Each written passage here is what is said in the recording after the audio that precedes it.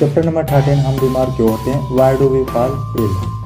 Chapter number 13 इन क्रियाकलापों के बाद हमें यह ज्ञात हुआ कि मानव समुदाय में स्वास्थ्य एवं रोग एक बहुत जटिल समस्या है।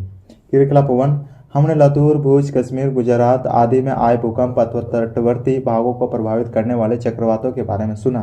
कल्पना कीजिए कि यदि ऐसी घटनाएं हमारे आसपास घटित हो तो ये लोगों के लिए स्वास्थ्य पर कैसा प्रभाव डालेगी। इन आपदाओं के वास्तव में घटने के समय हमारे ऊपर पड़ने वाले प्रभाव कौन कौन से हैं। आपदा घटित होने के बाद लगभग कितने समय तक विभिन्न प्रकार के स्वास्थ्य संबंधी समस्याएं उत्पन्न होती रहेगी। पहली स्थिति में आपदा के समय स्वास्थ्य पर पड़ने वाले प्रभाव कौन से हैं तथा दूसरी स्थिति में आपदा के बाद स्वास्थ्य संबंधी कौन कौन सी समस्याएं पैदा होगी। इस क्रियाकलाप के बाद हमें यह ज्ञात हुआ कि मानव समुदाय में स्वास्थ्य एवं रोग एक बहुत जटिल समस्या है जिसके लिए अनेक कारक उत्तरदायी है। हमें यह भी पता है कि स्वास्थ्य और रोगों का अर्थ स्वयं में बहुत जटिल है। जब हम पूछते हैं कि बीमारियों के क्या कारण है और इसकी रोकथाम कैसे होगी तो हमें इन अवधारणाओं के अर्थ जानने होंगे। हमें पता है कि कोशिकाएं सजीवों की मौलिक इकाई होती है। कोशिकाएं प्रोटीन, कार्बोहाइड्रेट, वसा अथवा लिपिड जैसी विभिन्न रासायनिक पदार्थों की बनी होती है। कोशिका एक क्रियाशील स्थल है जिसमें सदैव कुछ न कुछ क्रियाएं होती रहती है। कोशिकाओं में जटिल प्रक्रियाएं एवं कुछ न कुछ मरम्मत का कार्य चलता रहता है।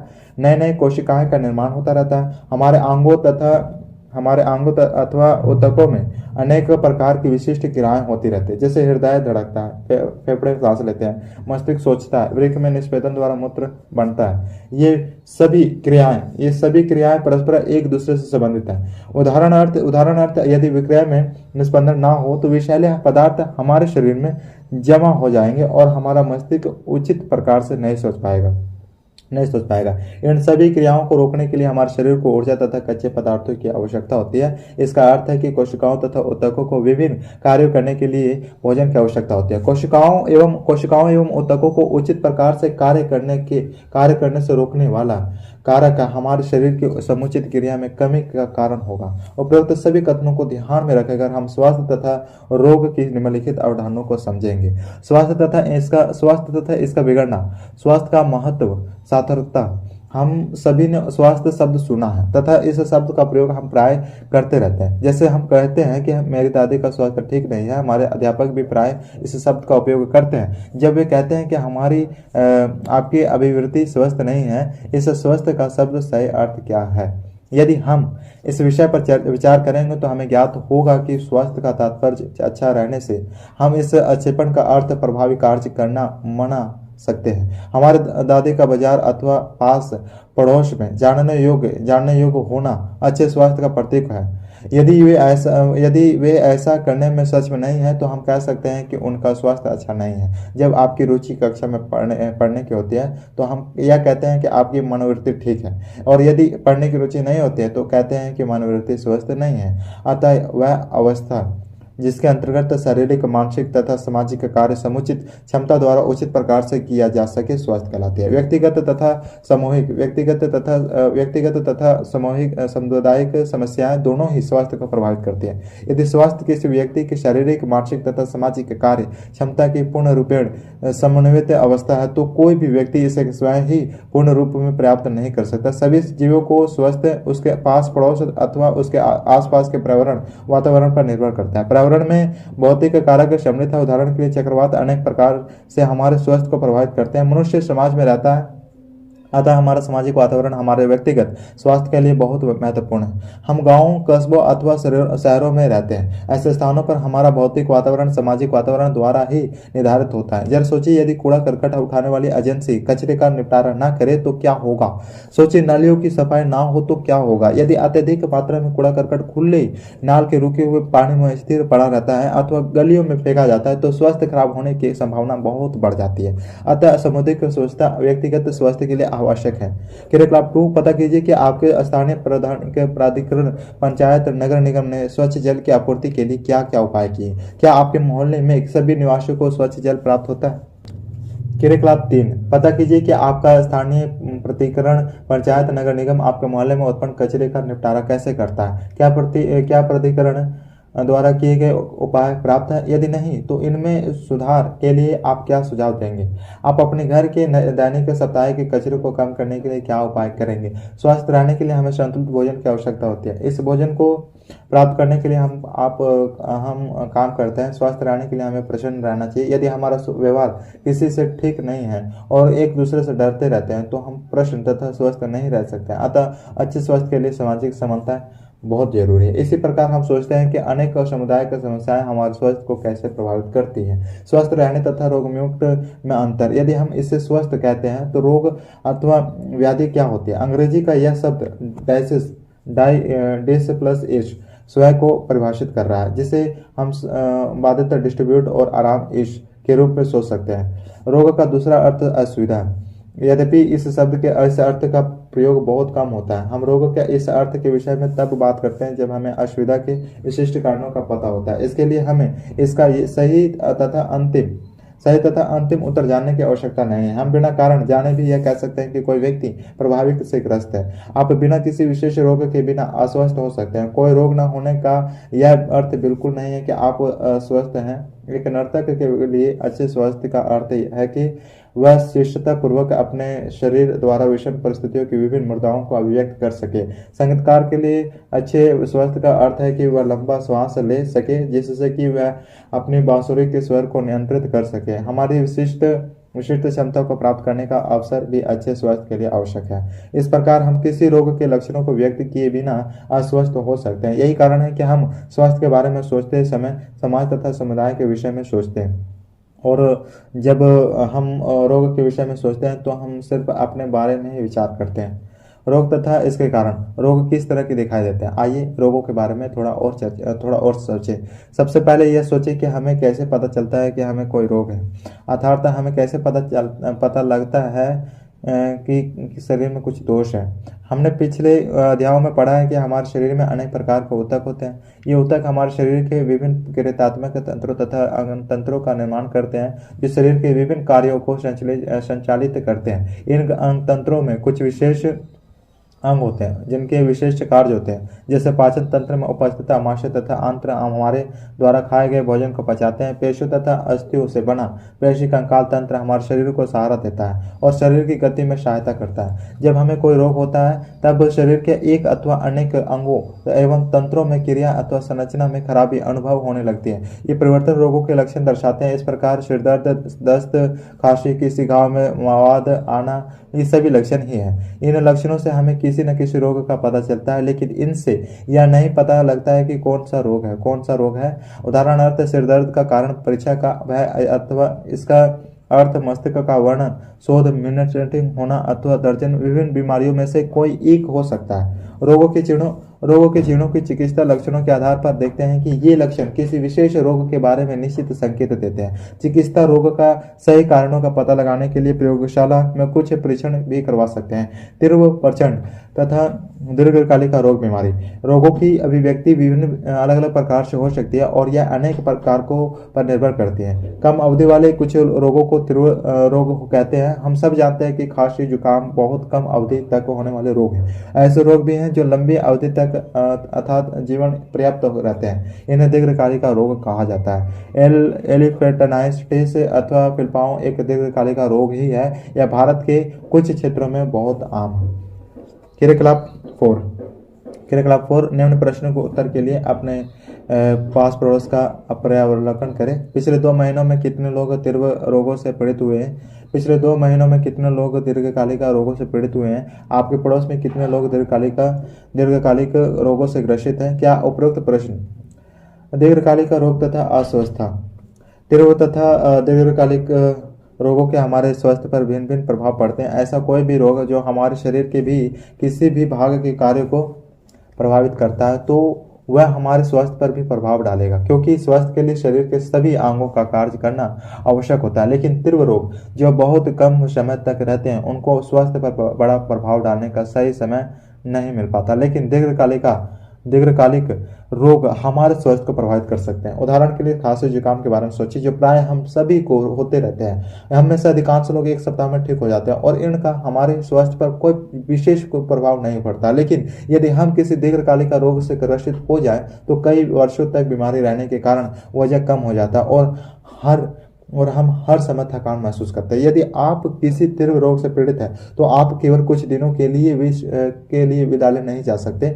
इसके विपरीत यदि आप दीर्घकालिक रोग से ग्रसित हैं तो हमें स्कूल में पढ़ाई को समझने में कठिनाई होगी और हमारे समझने की क्षमता भी कम हो जाएगी, अर्थात हम लंबे समय तक बीमार रह सकते हैं। इसलिए दीर्घकालिक रोग तीव्र रोग की तुलना में लंबे समय तक लोगों के स्वास्थ्य पर विपरीत प्रभाव बनाए रखता है। रोग के कारक, रोग के क्या कारण होते हैं? जब हम रोग के कारणों के बारे में विचार करते हैं तब हमें याद रखना चाहिए कि इन कारणों के बहुत से स्तर होते हैं। आइए एक उदाहरण लें। यदि एक छोटा बच्चा पतले दस्त से पीड़ित है तो यह कह सकते हैं कि इसका संभावित कारण संक्रमण है। लेकिन अगला प्रश्न यह उठता है कि संक्रमण कहां से आता है? मान लो कि हमें पता चलता है कि शरीर में संक्रमण दूषित जल पीने से आता है, लेकिन अन्य बच्चों ने भी तो दूषित जल पिया है। तब इसका क्या कारण है कि केवल एक ही बच्चे को दस्त लग गया है और अन्य बच्चों को नहीं? इसका एक कारण यह भी हो सकता है कि वह बच्चा स्वस्थ ना हो, जिसके फलस्वरूप जब वह बच्चा वायरस के संपर्क में आया तो वह बीमार हो गया, जबकि दूसरे बच्चे नहीं। अब प्रश्न यह उठता है कि वह बच्चा स्वस्थ क्यों नहीं है? शायद बच्चे का पोषण ठीक ना हो और उसे प्राप्त भोजन न मिलता हो। अतः प्राप्त पोषण का ना होना ही रोग का दूसरा कारण है। बच्चों को प्राप्त पोषण क्यों नहीं मिलता? शायद यह भी संभव है कि बच्चों के प्राप्त माता पिता गरीब हो। शायद बच्चे में आनुवंशिक भिन्नता भी हो, जिससे वह संक्रमण के संपर्क में आने पर पतले दस्त से ग्रसित हो जाते हैं। केवल आनुवंशिक विविधता अथवा कम पोषण भी संक्रमण के कारण पतले दस्त उत्पन्न नहीं कर सकते, लेकिन ये भी अन्य रोगों के कारणों में सहयोगी बनते हैं। बच्चे के पीने के लिए साफ पानी उपलब्ध क्यों नहीं था? यह भी संभव है कि जहाँ बच्चे का परिवार रहता है वहां पर खराब लोक सेवाओं के कारण साफ पानी उपलब्ध भी ही ना हो। अतः गरीबी तथा लोक सेवाओं की अनुपलब्धता बच्चे के रोग के तीसरे कारण है। इस प्रकार अब यह स्पष्ट हो गया है कि सभी रोगों के कुछ तात्कालिक कारण तथा कुछ सहायक कारण होते हैं। साथ ही विभिन्न प्रकार के रोग होने के एक ही नहीं बल्कि बहुत से कारण उत्तरदायित्व होते हैं। संक्रमण तथा असंक्रमण कारक है। हम जानते हैं कि हम जब कभी भी रोगों के कारणों के बारे में सोचे तो हमें समुदाय स्वास्थ्य तथा लोक स्वास्थ्य संबंधी कारकों को अवश्य ध्यान में रखना होगा।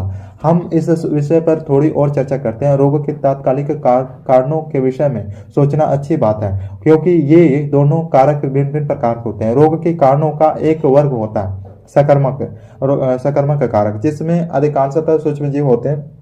संक्रामक रोग कहलाते हैं। इसका कारण यह है कि सूक्ष्म जीव समुदाय में फैलते हैं और इनके कारण होने वाले रोग भी इसके साथ साथ फैल जाते हैं। इनके विषय में सोचो, क्या रोगी व्यक्ति के संपर्क में आने पर सभी रोग फैल जाते हैं? ऐसे कौन से रोग हैं जो नहीं फैलते हैं? मनुष्य में वे रोग कैसे हो जाते हैं जो रोगी के संपर्क में आने से नहीं फैलते हैं? इसके विपरीत कुछ रोग ऐसे होते हैं जो संक्रामक कारकों द्वारा नहीं फैलते हैं। उनके कारक विभिन्न प्रकार के होते हैं, लेकिन वे व्यावहारिक कारक जो सूक्ष्म जीव नहीं होते हैं वे समुदाय में फैल सकते हैं, यद्यपि ये बहुधा आंतरिक एवं असंक्रामक है। पेप्टिक वर्ण तथा नोबेल पुरस्कार। कई वर्षों से हम यही सोचते थे कि आमाशय तथा ग्राहणी में एसिडिटी संबंधित दर्द तथा रक्त स्राव उत्पन्न करने वाले पेप्टिक वर्ण का कारण रहने सहने का ढंग है। प्रत्येक व्यक्ति की यही सोच थी कि परेशानी भरे जीवन से आमाशय में एसिड का स्राव होता है, जिससे पेप्टिक वर्ण हो जाता है। 2 ऑस्ट्रेलिया वैज्ञानिकों ने पता लगाया कि पेप्टिक वर्ण का मुख्य कारण एक बैक्टीरिया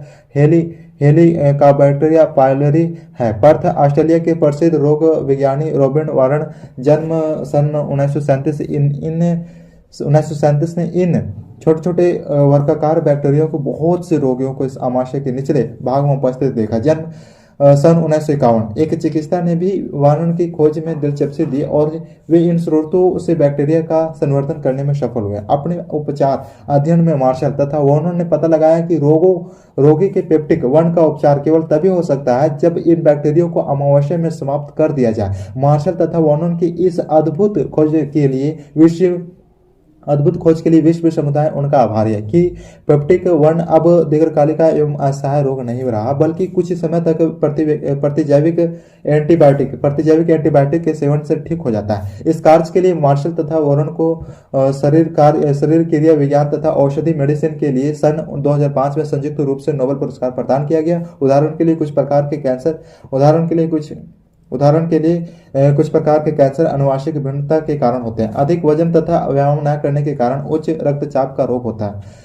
आप कुछ अन्य ऐसे रोगों के बारे में सोच सकते हैं जो संक्रामक नहीं हैं। रोगों के फैलने के तरीके तथा उनके उपचार की विधियां तथा समुदाय के स्तर पर उनका निवारण करने की विधियां विभिन्न रोगों के लिए भिन्न भिन्न अलग अलग प्रकार की होती है। यहाँ पर यह इस बात पर निर्भर करता है कि इनके तात्कालिक कारण संक्रमण है तथा अथवा असकारात्मक। सकारात्मक रोग हम जानते हैं कि सजीव जगत की संपूर्ण विविधता को केवल कुछ ही वर्गों में विभक्त किया जा सकता है।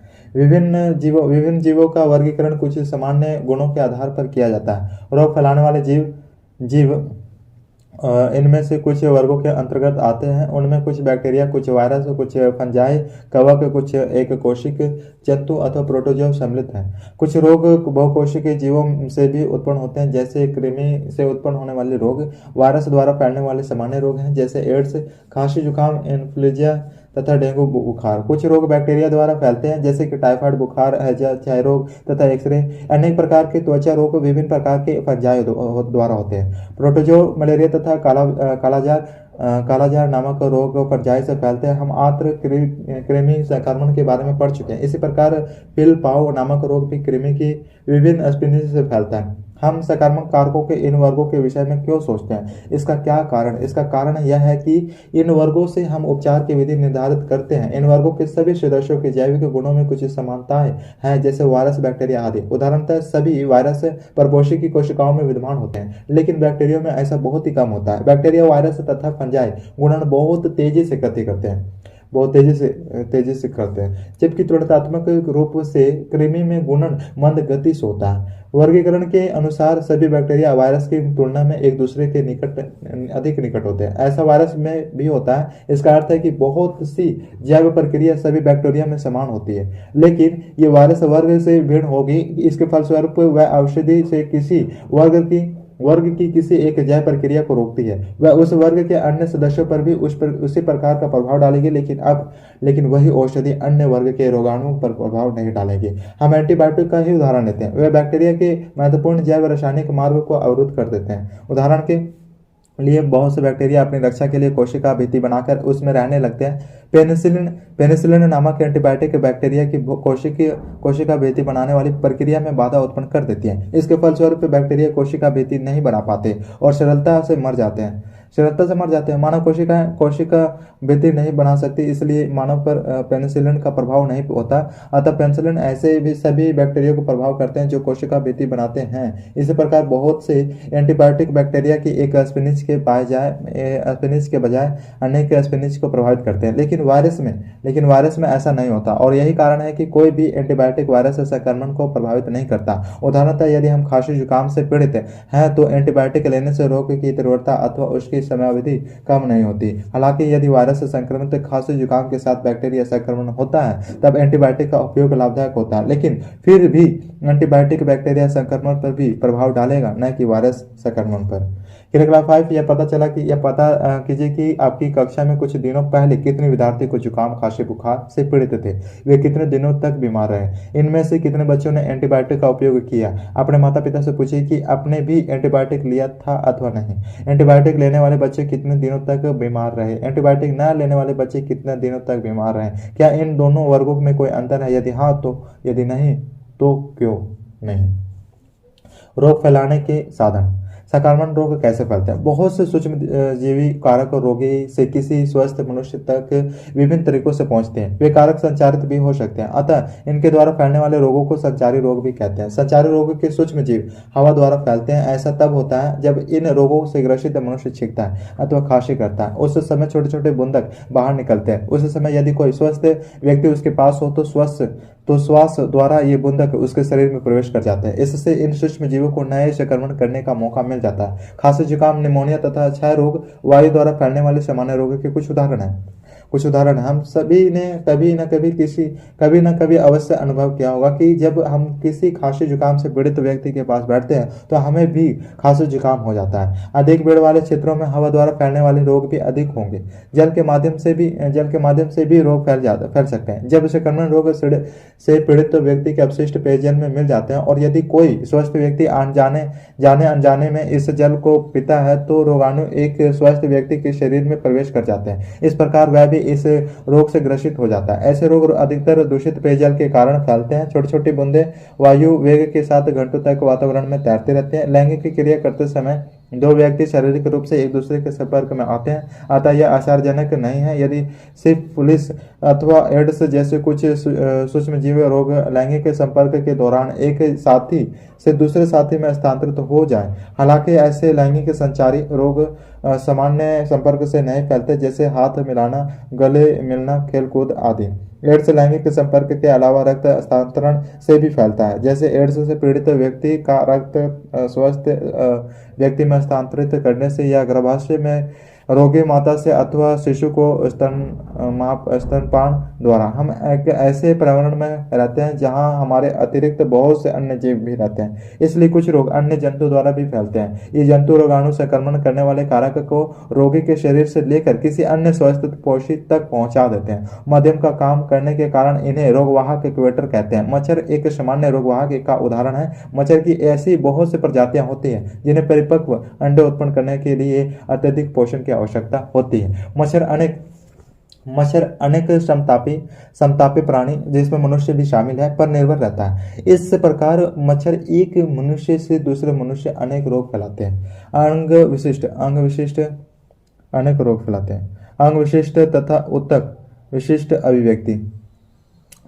विभिन्न साधनों द्वारा रोग उत्पन्न करने वाले सूक्ष्म जीव शरीर में प्रवेश करने के बाद कहाँ जाते हैं। इन सूक्ष्म जीवों की तुलना में हमारा शरीर बहुत बड़ा है, इसलिए हमारे शरीर में बहुत ऐसे स्थान है जहाँ ये सूक्ष्म जीव जा सकते हैं, जैसे अंग, उत्तक आदि। क्या सभी सूक्ष्म जीव एक ही अंग अथवा उत्तक में जाते हैं, अथवा वे विभिन्न अलग अलग स्थानों पर जाते हैं? सूक्ष्म जीवों की विभिन्न अलग अलग प्रजातियां शरीर के विभिन्न भागों में विकसित होती है। उनके किसी अंग या उत्तक में जाने के स्थान का चुनाव उनके प्रवेश के स्थान पर निर्भर करता है।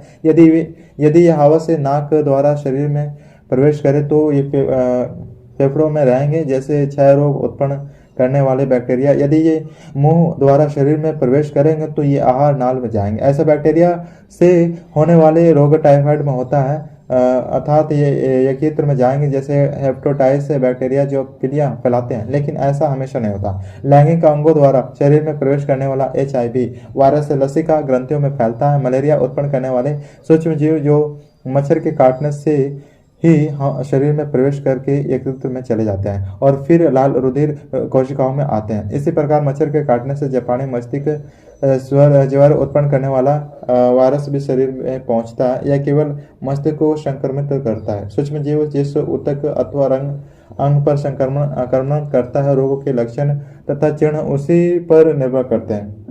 यदि सूक्ष्म जीव फेफड़ों पर आक्रमण करते हैं तब लक्षण खांसी तथा कम सांस आना होंगे। यदि मस्तिष्क पर आक्रमण होता है तब सिर दर्द, उल्टी आना, चक्कर अथवा बेहोशी आना होगा। यदि यकृत पर आक्रमण होता है तब पीलिया होगी।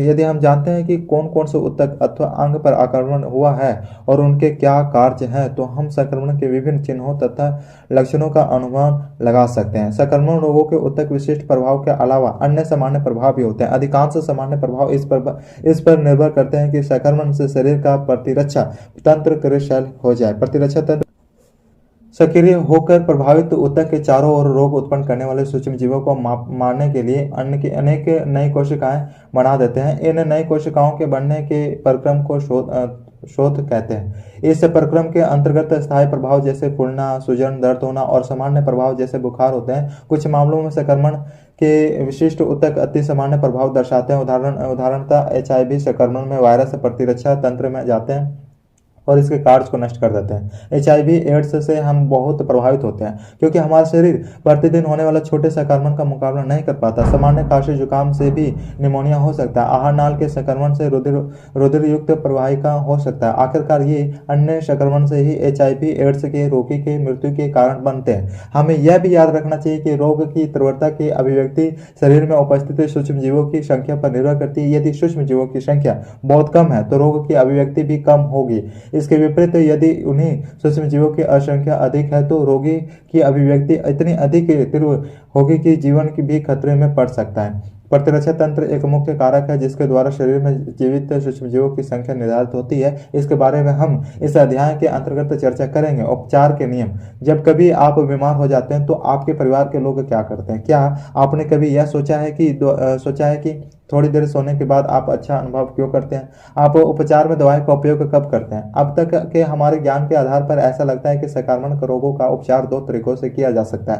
पहला उपाय यह है कि रोग के प्रभाव को कम कर दे और दूसरा रोग के कारण को ही समाप्त कर दें।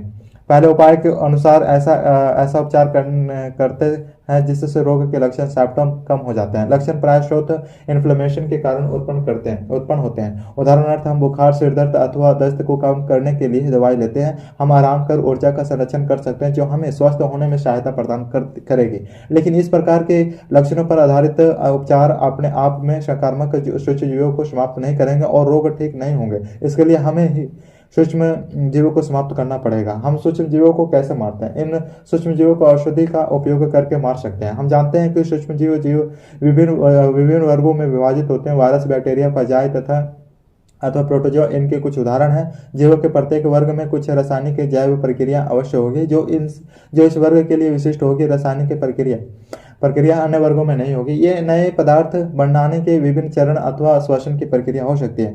हम इन मार्गों का उपयोग नहीं करते। उदाहरणार्थ हमारी कोशिकाओं ऐसे प्रक्रमों से नए पदार्थ बना सकते हैं जैसे जो बैक्टीरिया के प्रक्रमों से भिन्न प्रकार के हो। हमें ऐसे औषधि का उपयोग करना चाहिए जो हमारे शरीर को प्रभावित किए बिना ही बैक्टीरिया के संश्लेषी मार्ग को अवरुद्ध कर सके। ऐसा एंटीबायोटिक से संभव हो सकता है। इसी प्रकार कुछ ऐसी औषधियाँ भी हैं जो मलेरिया के परजीवी प्रोटोजोआ को समाप्त करती हैं।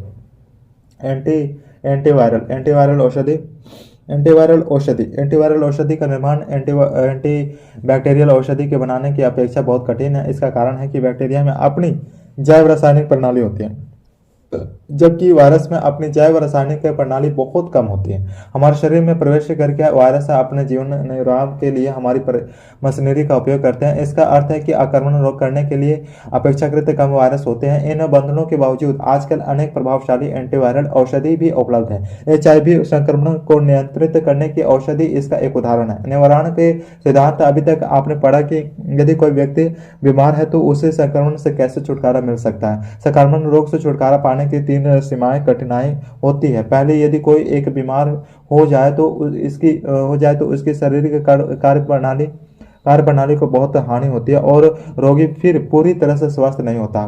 दूसरी, उपचार में लंबा समय लग सकता है अर्थात सही उपचार होने के बाद भी रोगी को लंबे समय तक बिस्तर पर आराम करना पड़ सकता है। तीसरी, संक्रमित रोग अन्य व्यक्ति में रोग को फैलाने का स्रोत बन जाता है। इससे उपरोक्त कठिनाई और बढ़ जाती है। इसलिए रोगों का निवारण उपचार से अच्छा है। हम रोगों का निवारण कैसे करते हैं? इसकी 2 विधियां। सामान्य तथा रोग विशिष्ट संक्रमण से बचने की सामान्य विधि है रोगी से दूर रहना, अलगाव। इससे हमें संक्रामक सूक्ष्मजीवों से बचाव कर सकते हैं। यदि हम संक्रामक रोगों के फैलने की विधियों के बारे में जानते हैं तो हमें इनसे बचाव करने में बड़ी सुगमता होगी। वायु द्वारा फैलने वाले सूक्ष्मजीवों से बचने के लिए हमें खुले स्थानों में रहना चाहिए और भीड़ भरे स्थानों पर नहीं जाना चाहिए। जलोदर या जल द्वारा फैलने वाले सूक्ष्मजीवों से बचाव के लिए हमें साफ जल पीना चाहिए। इसके लिए आप पानी में विद्यमान सूक्ष्मजीवों को मारने के उपाय कर सकते हैं। रोग फैलाने वाले सूक्ष्मजीवों से बचने के लिए साफ पर्यावरण में रहें। ऐसे स्वच्छ वातावरण में मच्छर उत्पन्न नहीं होते अर्थात संक्रामक रोगों से बचाव के लिए स्वच्छता आवश्यक है। पर्यावरण से संबंधित पर्यावरण से संबंधित नियमों के अतिरिक्त सकारात्मक रोगों से बचने के लिए और भी कई सामान्य नियम हैं। नियमों के बारे में चर्चा करने से पहले हम एक प्रश्न पूछते हैं जिसकी ओर अभी तक ध्यान ही नहीं गया।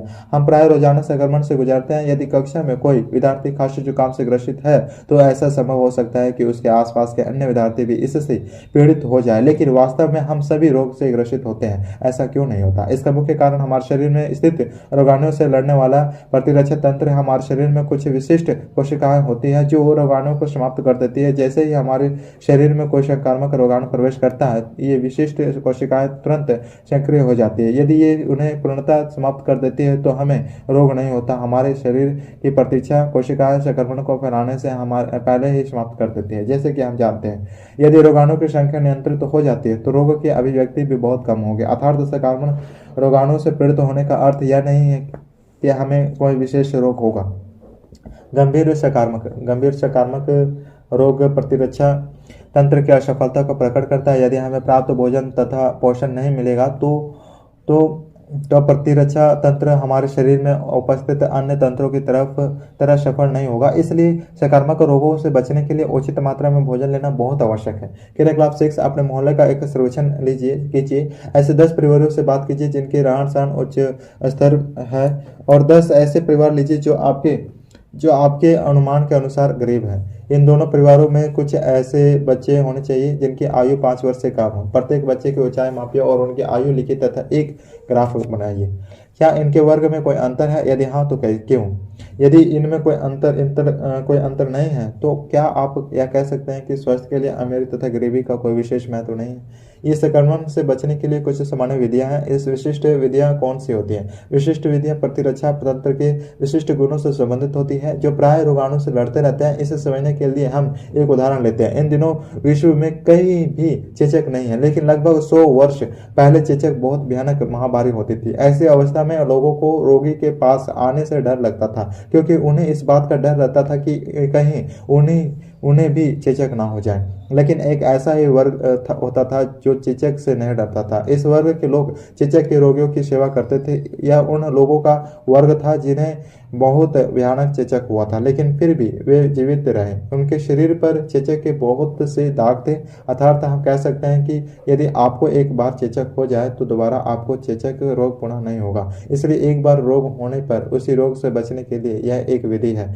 इसका कारण यह है कि जब किसी रोग के रोगाणु प्रतिरक्षा तंत्र पर पहली बार आक्रमण करते हैं तो प्रतिरक्षा तंत्र रोगाणु के प्रति क्रिया करता है और फिर इसको विशिष्ट रूप से याद कर लेता है। अतः जब वही रोगाणु या उससे मिलता जुलता रोगाणु पुनः संपर्क में आता है तो प्रतिरक्षा तंत्र पूरी शक्ति से उसे नष्ट कर देता है। इससे पहले संक्रमण की तुलना में दूसरा संक्रमण जल्दी ही समाप्त हो जाता है। यही प्रतिरक्षाकरण के नियम का आधार है। इसलिए हम अब कह सकते हैं कि टीकाकरण का सामान्य नियम यह है कि हम शरीर में विशिष्ट संक्रमण प्रविष्ट कराकर प्रतिरक्षा तंत्र को मूर्ख बना सकते हैं। वह तंत्र उन रोगाणुओं की नकल करता है जो टीके के द्वारा शरीर में पहुंचते हैं। ये वास्तव में रोग नहीं फैलाते, बल्कि ये रोग फैलाने वाले रोगाणुओं को पुनः रोग फैलाने से रोकते हैं। प्रतिरक्षा प्राचीन भारत में भारतीय तथा चीनी चिकित्सा पद्धति में कभी कभी चिकित्सक जानबूझकर चेचक से पीड़ित व्यक्ति तथा स्वस्थ व्यक्ति की त्वचा को आपस में रगड़ते थे। वे सोचते थे कि ऐसा करने से चेचक के मंद रोगाणु स्वस्थ व्यक्ति के शरीर में चेचक के रोग के प्रति प्रतिरोधक क्षमता उत्पन्न कर देंगे। 200 वर्ष पूर्व एडवर्ड जेनर नामक एक इंग्लिश चिकित्सा ने पता लगाया कि वे ग्वाले जिन्हें गो चेचक हुई है उन्हें महामारी के समय भी चेचक नहीं हुई।